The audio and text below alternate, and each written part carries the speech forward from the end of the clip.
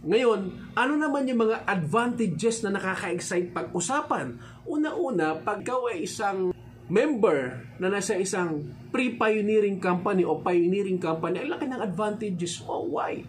Nasa tuktok ka.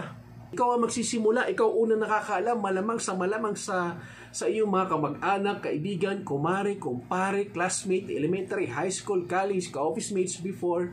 Ikaw ang unang nakakaalam nito, ikaw ang unang nakapwesto.